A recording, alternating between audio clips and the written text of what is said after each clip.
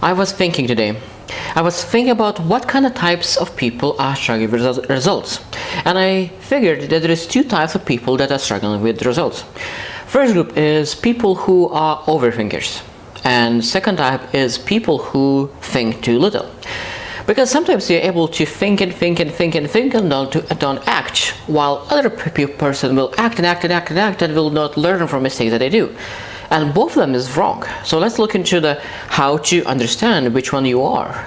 And first thing that we need to understand that sometimes when you think all holistic picture of our life, that is health, relationships, finances, that means that you could be overthinking in one field in the finances, and you can be thinking too little in other fields, for example health. That means that in finance you could be very well off, but when you look into your health you could be overweight and you are not able to take care of yourself because you don't spend time to think about it. Because thinking is a very important thing to do in life, but we not need to spend too much time on it as well.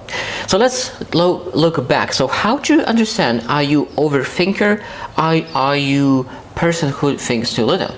So let's start from person who thinks too little.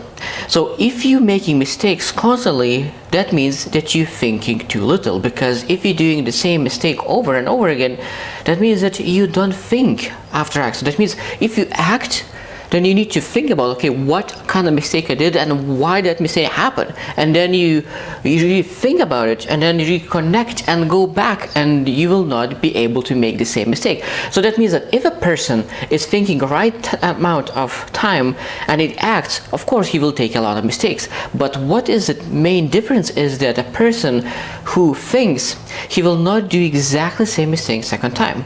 That means that if you are making the same mistake 2 times, 3 times, 4 times, 5 times, that means that you're not spending enough time to think and reflect on your mistakes. Now let's look into a person who overthinks. I think that overthinkers is even worse than a person who thinks too little, because a person who takes action, I think that has more chance to succeed than a person who thinks and not takes action at all. So a person who always overthinks, he doesn't take action. So that means that he doesn't have any mistakes to show. So how are you supposed to reflect? You basically always, when you think about all the potential possibilities that could go wrong, but before you take action and step forward, you don't know how it will work out. So when you think about overthinking creates stress and doubts, and people a lot of times take actions regarding doubts. But if you have a doubt, you don't need to act on that doubt. So most time the biggest challenge is that people overthink, and so they create problems. So that means overthinking creates problems that do not exist. And that is the biggest challenge most times, where people have a trouble to overcome problems that do not exist. How are you supposed to battle the problem that doesn't exist? And the thing about overthinking, a lot of times we need to understand that our mind is a very powerful tool, and if we start focusing on not on problems but solutions, we're able to achieve great things in life.